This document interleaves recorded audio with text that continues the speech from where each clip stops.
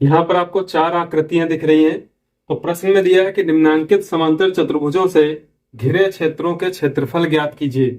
यहाँ पर आपको माप वगैरह दी हुई है और इनका क्षेत्रफल ज्ञात करना है। तो जैसे कि पहली आकृति देखते हैं, तो पहली आकृति में जो समांतर चतुर्भुज दिया है, तो यहाँ पर ये जो डॉट डॉट करके लाइन है ये ऊंचाई कहलाएगी, यानी कि लंब पड़ा हुआ है सम्मुख भुजा पे।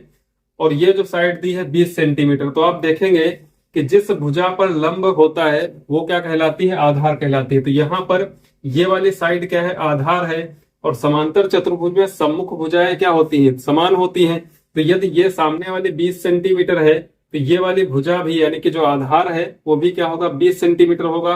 और ये ऊंचाई कहलाती है। तो आपको आधार और ऊंचाई चाहिए इसका क्षेत्रफल ज्ञात करने के लिए। तो पहली आकृति का क्षेत्रफल ज्ञात करने के लिए आधार है 20 सेंटीमीटर और जो इसकी ऊंचाई है वो कितनी है, 27 सेंटीमीटर।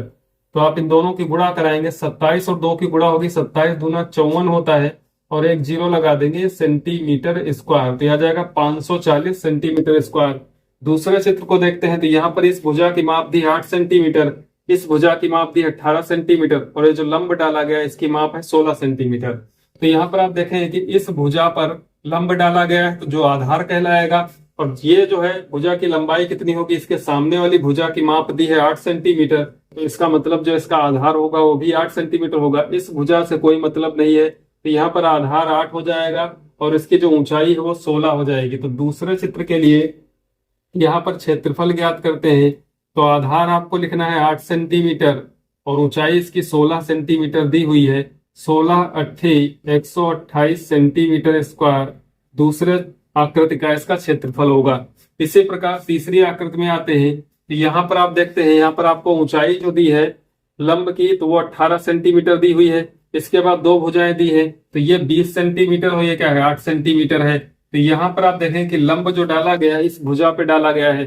तो इस भुजा, ये जो भुजा है सामने वाली भुजा कितनी, 8 है, तो उतनी इसकी माप होगी 8 सेंटीमीटर। तो यहाँ पर भी जब इसका क्षेत्रफल ज्ञात करेंगे तो आधार आपको दिया गया है 8 सेंटीमीटर और जो ऊंचाई है वो 18 सेंटीमीटर है। तो 18 अट्ठे होता है 144 सेंटीमीटर स्क्वायर इसका क्षेत्रफल हो जाएगा।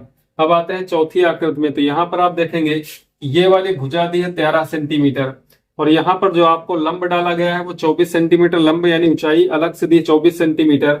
आपको आधार पहचानना है। तो ये वाली भुजा 13 सेंटीमीटर है। आप देखेंगे इस भुजा को आगे बढ़ा करके इस पर लंब डाला गया है, यानी कि आधार जो होगा ये भुजा होगी। तो ये भुजा की जो माप होगी इसके सामने वाली भुजा 13 सेंटीमीटर है, तो ये भुजा भी क्या होगी, 13 सेंटीमीटर होगी। तो चौथी आकृति के लिए आपको क्षेत्रफल इसका ज्ञात करना है। तो आधार दिया हुआ है 13 सेंटीमीटर और उसकी ऊंचाई दी है 24 सेंटीमीटर। इन दोनों की गुणा करा देंगे, 13 चक्कू 52 का 2 हासिल 5, 13 दूनी 26, 5 31, यानी कि 312 सेंटीमीटर स्क्वायर इस चौथी आकृति का क्षेत्रफल होगा।